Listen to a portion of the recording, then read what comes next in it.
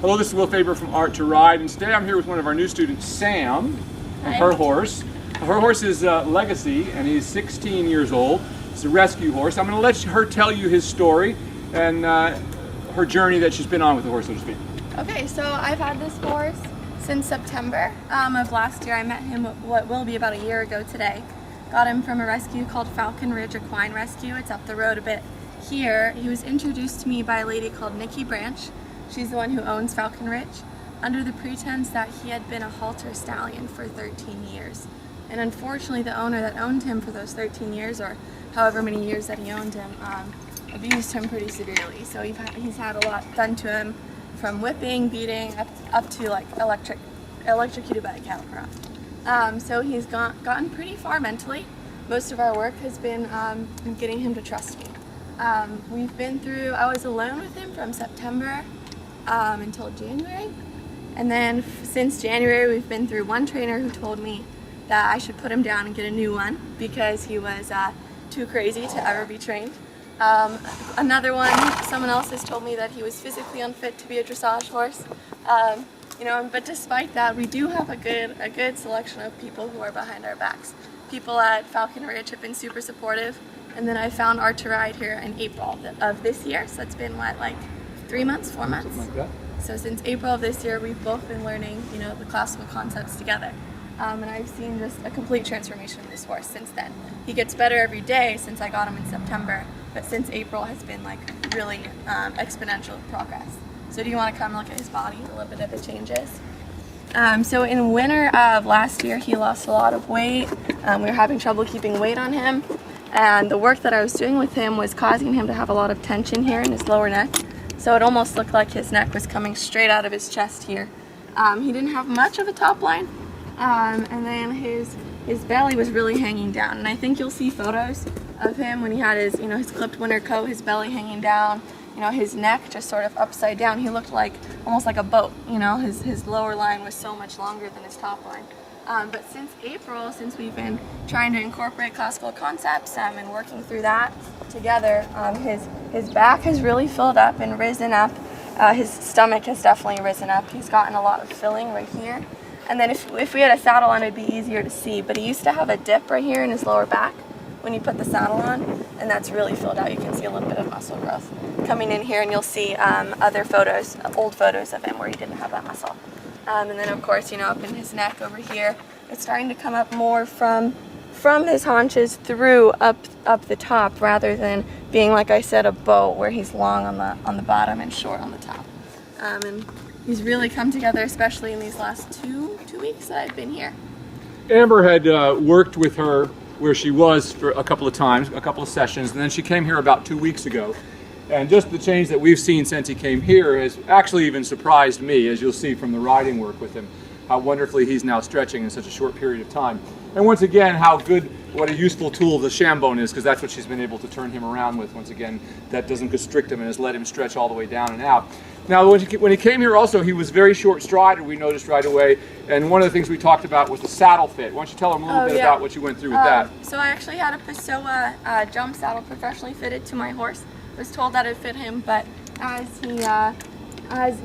especially since April, as we're starting to, like I said, incorporate some classical concepts into our riding, as his back has filled out, the saddle was really restricting him in the shoulders, and you could see as he went to stretch down and reach for the contact, he couldn't open up his stride because his shoulders were opening up, but the saddle wasn't allowing that to happen. Physically, it was restricting him.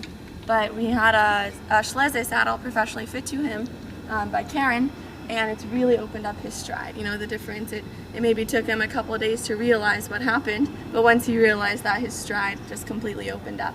And you'll see that, I think. Amazingly dramatic difference.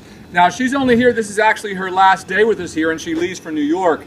And it just turns out, actually, the day after she came to work with me here, we booked a clinic in Ithaca, New York, which is where Sam goes to college. So we're going to see him in 2 weeks, and we'll catch up with him again there and see how he's fared during the transportation across the country and how he's settled in there and what good work she'll be doing by that point. All right, great, very much. Thank you very much. Sam and her horse Legacy, Will Faerber from Art to Ride. See you next time. So now let's take a look at Legacy working. As I said, he's been with us for about 2 weeks here at the barn, and Amber had worked with him a few sessions where he was previously boarded before he came to us and got him started lunging. Now, when we first began lunging this horse, he was one of those horses that just his head was just straight up in the air and extremely hollow. So we started him with the shambo, but also with side reins on, just very long to help him get stretched down. But we've quickly been able to get rid of those side reins, which we want to do as soon as we can. We only do that on very extremely hollow horses, as this one was. But we can see that just in a couple of weeks' time now, working in the shambone, he's stretching out and down. We can see the right set of muscles across his top line begin to light up. And he's actually becoming very rhythmic and relaxed in the work. One of the biggest changes that I think was very important for this horse was the saddle fit. When Sam came to us, she was riding in a Nelson Pessoa saddle that was way too tight for him behind the shoulders, and he was very reluctant to move. And there was a complete turnaround in his attitude as soon as we changed the saddle. He's moving freely, and he was very, very short. He just wouldn't stride out at all. You could see that he was having difficulties with those shoulders with that previous saddle that he had. So this has made a big difference, and in only 2 weeks' time, I say this one has really surprised me. This is a 16-year-old Arab. He had never been ridden. He'd been used as a halter showing stallion, and of course they keep it in a very agitated state. For some reason, they seem to want to see their horses looking like they're half crazy all the time. I've never quite understood what that was all about in the Arab horse world, but it is what it is. However, like all horses, once we begin to turn them right side up, get them working over the backs, they turn into very different things. Now, once again, this horse is 16 years old, had a very, very dipped back, and had a very, very difficult life up until now. But look how quickly a little kindness and the correct work has changed this horse around. When he first came to me, he was just had tension lines all through his neck and sides and hips and things where he was just holding himself so tight and his head was so up in the air. But as we see, with just a few weeks of correct work, he's becoming rhythmic. That trot is starting to swing really quite beautifully. Now, it will need to slow down in time. You can see it's still a little quick right now. Remember that we're always looking for the slowest trot with the deepest step is what we're always looking for. He's a little bit quick still right now, but not bad. And even able to canter over his back a little bit in the canter there, so to speak. And that's, of course, our rule. If you have a horse that just can't canter over its back, there's no point in cantering it. You want to do more trot work. But this one has come around really quickly. In fact, I'd say he's almost one of those horses that we see once in a while that actually canters better than it trots for whatever reason. But this one was a little bit that way. So it hasn't been a problem to turn around. And as I said, once he has, his attitude towards everything has changed. He was very balky about wanting to move forward when we first began him. But once again, I think a lot of that was the saddle. So really good work. And once again, that's about all the time it takes. Even it's only been about 2 weeks, but look, the lunging on that side only took about 3-4 minutes. And that's all it should take. You know, when people tell you that lunging isn't good for horses, they're usually referring to people who lunge horses for hours at a time to wear them down. Remember, that's never what our goal is. We always have to include in transforming the stride, getting the horse over its back, and control in lunging. Otherwise, when we lunge horses, they just get fitter and fitter, and they just tend to run around longer and longer and longer. So it's very important that our lunging be very focused on those correct things that we want to establish on the lunge line, which is rhythm, a nice swinging trot over its back in rhythm, and relaxation. If we do that in our lunging work, then when we get on, we've come a long way to training the horse. Always remembering our cardinal rule, which is if we can't get on the horse and stretch it in the walk, then it probably needs to be lunged before we ride it. Because otherwise, we don't want to spend a lot of time, you know, if we spend 45 minutes just trying to get a horse's back up into the stretch and the walk, we've probably done 45 minutes of work with the horse's back hollow, and it's probably not going to help him. So once again, if we get the back up before we begin riding, it solves a lot of problems in the training of the horse, and we don't run into all this resistance that we see so often in horses. Because once again, most problems that we see in the training of horses usually result, or at least have their origins, in people asking for horses to do things that they're just physically incapable of doing. So the horse resists. Once again, why horses always resist being pulled into a bad frame, and you know why we have to see that people going through the fight that they do with horses trying to train them. Well, they're trying to force them into a frame that's uncomfortable for the horse. So of course, the horse just doesn't want to do it. So we see all this fight, and we end up with horses broken back in the neck, and people end up roll currying horses and things like this to try to get them under control. because they can become so fractious, of course, because just like any slave, in time they will rebel. So we can see how beautifully this one is doing in just a few short weeks. Now this horse was very much counter-bending all of the time we first started him. He still does that a little bit, but compared to when we first began only a few short weeks ago, that was pretty wonderful. So really great work. Sam's done a wonderful job with this horse of bringing him along, and and I have to comment and praise her for taking on a horse and saving one rather than just go buying something that was a made horse. Also, what I told Sam's parents in chatting with them is just how much more a person's going to learn about horses by actually going through the process with one like this. I mean, anybody can take a beautifully already trained horse and get on it and look like something, but are you really learning something? And in most cases, and now if the horse were actually a correctly trained horse, that would be great, but so often we see that's not the case. And we just see bad riding begetting more bad riding and more bad attitude of the horse. So Sam's done a really great job with bringing this horse along after being told by many people that it would not be possible, and why is she wasting her time? So actually, I think we can see quite clearly why she's wasting her time, because it's turning into a beautiful animal who will be able to go for many years. Now, remember, this horse is 16 years old, folks. So once again, it doesn't matter whether it's 16 years old or they're 3 years old. We begin at the same place, and it takes about the same amount of time to establish a top line, whether they're 2 or whether they're 16, as this one is. But the point being is, if you didn't do that with a 16-year-old, this horse would probably be lame very soon, as so many are even at a much younger age. But by doing the right work, this horse being 16 years old, I'm sure we're going to see, just like in the case of Contigo and some of these other older horses that you see us work with, they're actually able to regain their youth, something that people are able to do too if they turn around their diets and turn around their exercise routines. We can do a lot to preserve life. Well, we can do a lot for the horse as well in that same way by getting to work correctly. And once again, attitude towards life, we see very few horses trained in this method that ever colic. I've been a professional horseman for over 50 years, and we've only had one case of colic, and that was a horse that was colicking when it got off a boat to me. We had another that had like a slight case of gas colic. And that's all the colics that I've ever had in all the years that I've been doing this. So I'm going to knock on wood now, having said that. But once again, I believe that the biggest reason for that is the fact that the horses are relaxed. When horses are tense and they're tortured every day, when you bring a horse out and try to fight it into a position every day, you're basically torturing it. So it's, it goes home and it worries about what's going to happen the next day. It's just that thing called Stockholm syndrome. It's like for people, they're captives. They have no choice in what happens to them. If they're brought out basically and abused every day, they're going to go home and develop worried stomachs and this sort of thing, which is a big factor in horses that colic. If you talk to veterinarians, you'll find that the places where they see the most colics are a lot of Western barns, a lot of saddlebred barns, places where horses are just basically abused, where they're just brought out and forced into bad frames and forced to do exercises over and over again, like with the reining horses, where they're just constantly sliding stops, or with jumping horses these days, where they jump every day and jump big fences every day. Horses don't last long when you do that, and it's certainly not a fun life for them. They end up just being slaves, and of course, as I said, they get worried stomachs. That's how horses end up getting ulcers and this sort of thing. But this horse is not going to do that. As we can see, he's already stretching here lovely in the walk for her. Notice she's taking her time. Now notice as he comes up, she'll lift her chest up and bring her shoulders back, and she just widens her hand to maintain the contact. The only trick to getting horses to stretch is simply we only let them go to the weight of the rein when the horse is stretched into the contact. Now, otherwise, we have a little bit of contact, but notice her hands are never pulling back. They're just establishing slightly more than the weight of the rein, and it's never a fixed kind of thing where the horse is going to resist against it. The hands are always kept supple. The fingers are always supple, even when they have that little bit of contact. But the reins must never pull back.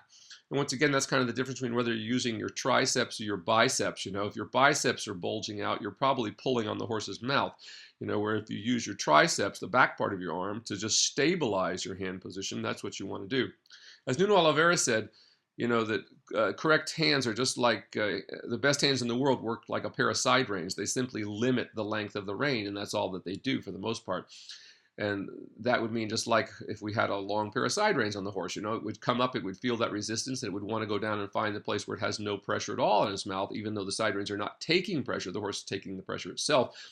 And once again, that's also part of the concept of reverse psychology in terms of working with horses. We don't really take a little contact with them, but we don't take against it. If they take against it, all we do is just keep our hands there steady, supplely, softly. We don't give, but we don't pull back against the pull. And that's the biggest error that most people make when they start trying to put horses on the bit, so to speak, is they trying to pull the head and neck into some position and holding with a lot of strength against the mouth of the horse. The horse is always going to resist that.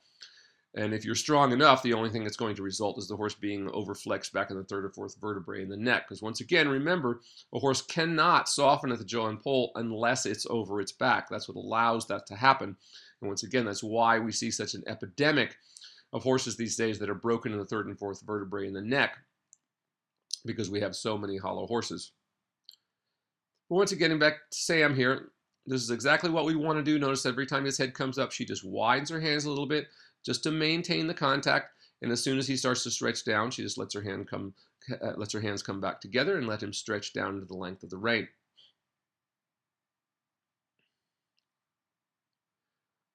Just like that. And for the short time that Sam has been doing this, this is really wonderful work. And even from the first day that I saw this horse, I thought, when I first saw him, this is going to be a long-term project. And once again, as soon as this horse got over its back, and as soon as we changed that saddle off of his horse's back, he just immediately relaxed, and it's been pretty much a forward progression every day since.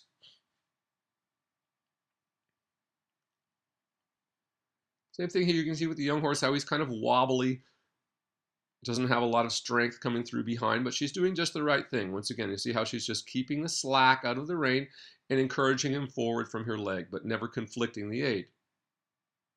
And once again, as soon as she stretches, as soon as he does begin to stretch, notice how she just lets her hands come together and lets him stretch deeper into the contact. So he finds that place where it's just the weight of the rein between you and the horse.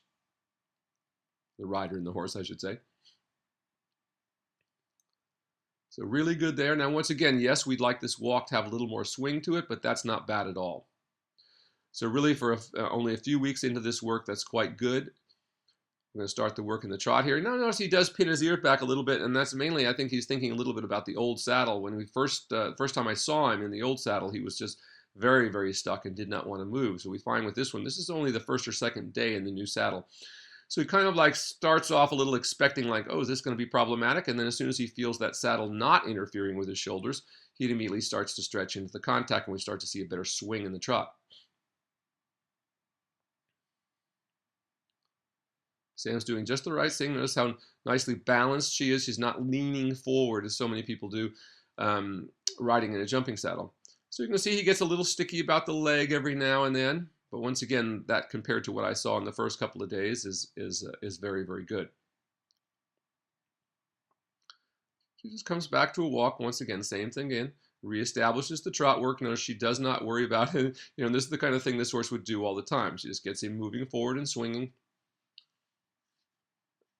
On the first day I saw him, he spent a lot of time kicking out at the leg and whip. And notice he's still quite hollow there. And notice the underside of the neck.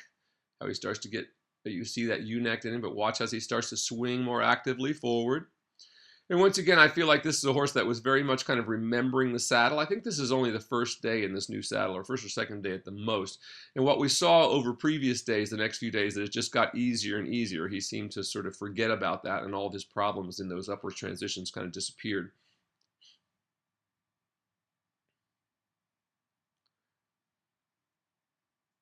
You can see how she's doing the same thing here, just keeping a little bit of contact, widening her hands when she needs to. Remember, this is early days with this horse.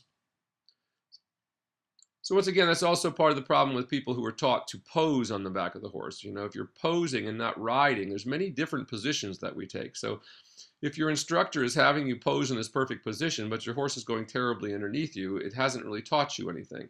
So yes, we want to be able to eventually be in that nice equitation position where our hands are right together, just right above the withers and that sort of thing.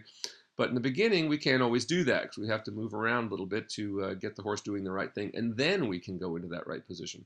So there's many different positions that we can use in the schooling of a horse. We can either ride ahead of the motion, which is something we never want to do. That's as if the person is leaning too far forward, or ride with the motion as she is doing here, or even getting a little behind the motion when we have sticky horses that we need to keep in front of our legs, and of course that helps us stay on.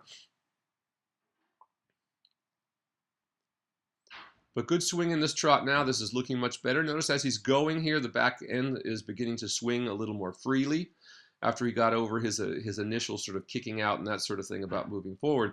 But as we saw here, this changing to the new saddle made a big, big difference. Once he got going, he realized nothing was going to hurt him, and he was able to keep moving forward and swinging actively. And once again, remember, this is only a few weeks into this work.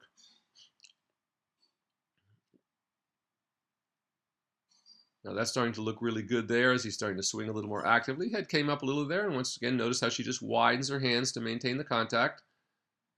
And then as she stretches down, you'll see her hands come together in front of her. Just like that. Very, very nicely done. Now she's doing a little leg yield here, just beginning in those, and that's really quite good for some first attempts.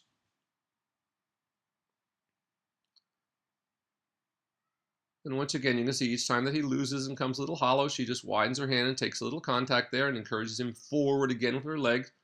Remember, we never want to conflict the age, that being the number one thing. Hands alone, legs alone. When you use your legs, your hands should be relaxed. That doesn't mean you have to throw away the rein, but there should be no backward tension whatsoever, or even softening for that moment that you add your leg. And with a horse like this, we have to really separate it. Put your leg on, send him forward into the contact, and then begin to work with your fingers a little bit to soften him. And once again, it's mainly getting that contact and then sending him on a little bit more. Just not letting the horse evade the contact. So the horse learns very quickly that the place where there's not going to be any contact, that it's only going to be the weight of the reins, he's not going to feel any tension on his mouth at all, is when he stretches down. So that's what we're teaching him here. But once again, we couldn't teach that by pulling him there. We have to let him discover it for himself, and that's the whole idea. So when the horse comes up, she would just take a little more contact. When he's going beautifully like this, it's just going to be the weight of the rein. You see he comes up and gets a little difficult there, so she just widens her hands a little bit, gets the contact. Once again, lets him right back down in the stretch again.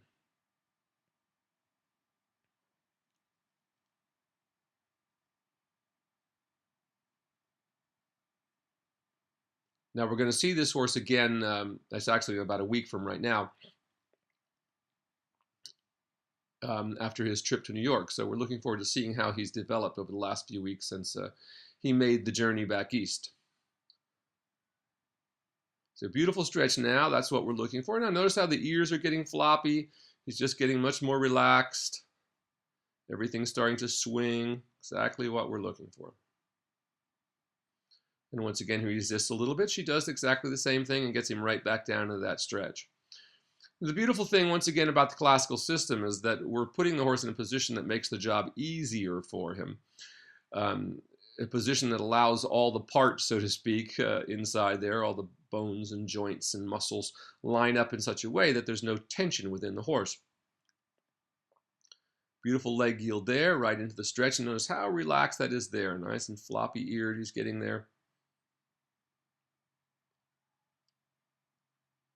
Really nice stretching.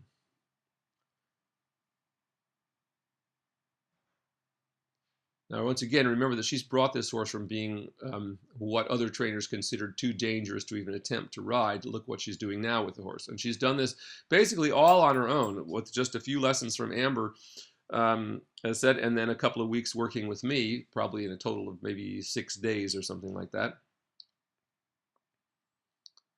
So that trot work was good enough to begin to take a look at the canter work here a little bit. He does counter flex a little bit of this. He's not doing anything too terribly. She'll do the same thing and try to encourage him. And once again, you see if she gets her leg a little back on this horse, he decides to kick out. But she doesn't make any big deal of that. She doesn't beat him up. She just comes back to a trot again, reestablishes that forward swing and into the stretch. One of the most important concepts to learn is just to repeat things instead of beating the horse up and getting all excited every time the horse has a little difficulty. Now I can see there he was a little counter flex, so he looked a little to the outside, and so he got the wrong lead on that. Now he used to counter flex and cross canter and canter on the wrong lead quite a bit, so he's doing actually quite well here. So we take him back just to bring him back to the trot, take a moment, reestablish everything.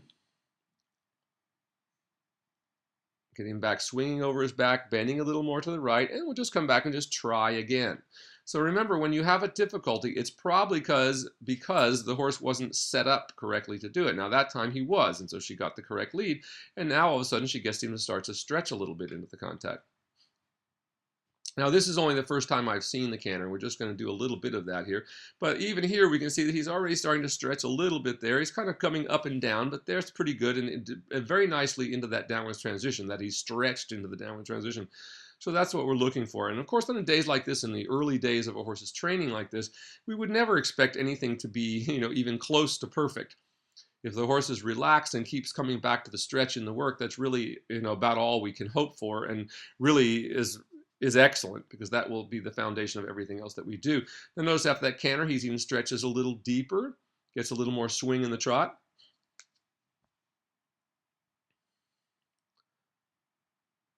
Look how she keeps using that same technique. Just every time he tries to come up, she just raises her hands a little bit and widens them so he can't escape the contact. And as soon as he goes down and stretches there, which is what we're looking for, now that's quite nice, he starts to get really good. And notice the counterflexing goes away. This horse was extremely counterflexed in both directions. Whichever way you went, he bent in the opposite direction. So coming back to a nice swinging trot here, this was really quite good. And once again, that's about all we'd want to canter, just a little bit. Today was really mostly just seeing whether he could canter or not, and how good or bad it was going to be. So happily we saw that it was not too bad when she did the right things and got him bending in the right direction. But very good in the stretch now. Notice he's swinging quite a bit more than he was before.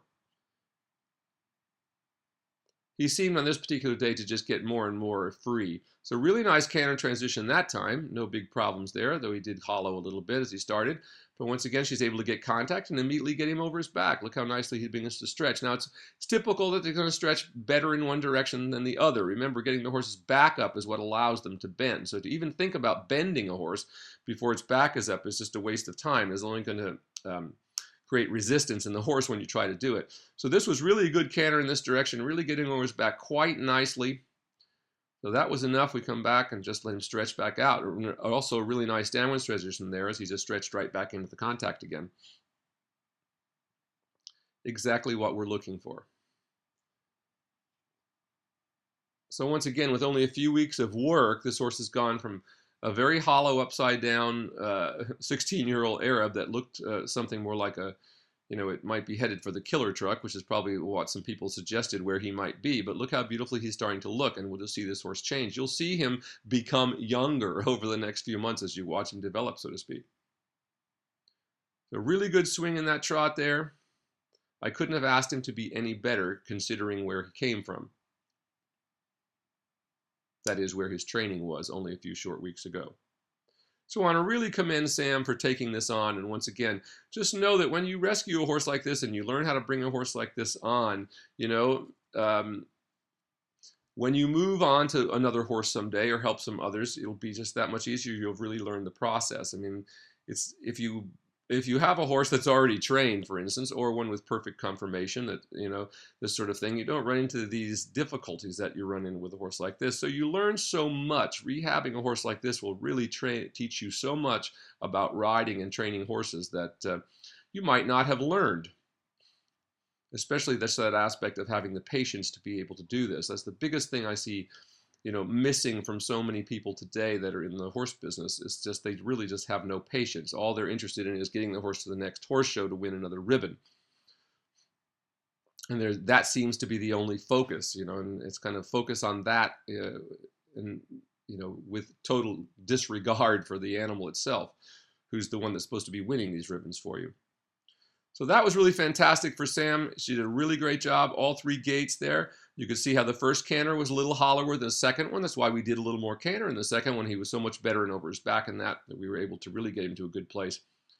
And of course, so she comes back and just finishes with a nice stretch. Now notice we didn't try to make any attempt to keep this horse in the perfect frame between the gaits. We just got him into them and then corrected them as best we could. Remember, that's one of the biggest mistakes people make in the training of horses is worrying about transitions between the gaits before the horse is even consistent in the contact and over its back in the gait itself. Once we establish that, we'll find that the transitions just solve themselves. They become no problem whatsoever, as do so many other things. problems that we have with horses. So great job for Sam here. We're looking forward to seeing her next weekend when I'm in New York. I'll do another video of her then so we can see how he's fared through his trip to New York and how he's doing in that environment and how much he's changed in that time. This is Will Faerber from Art to Ride with our good friend Sam and her horse Legacy. Legacy, the 16-year-old rescue Arab, starting to look pretty nice. I think she's going to have years of fun with this horse, as I hope you all do with yours as well. This has been Will Faerber from Art to Ride. We'll see you next time.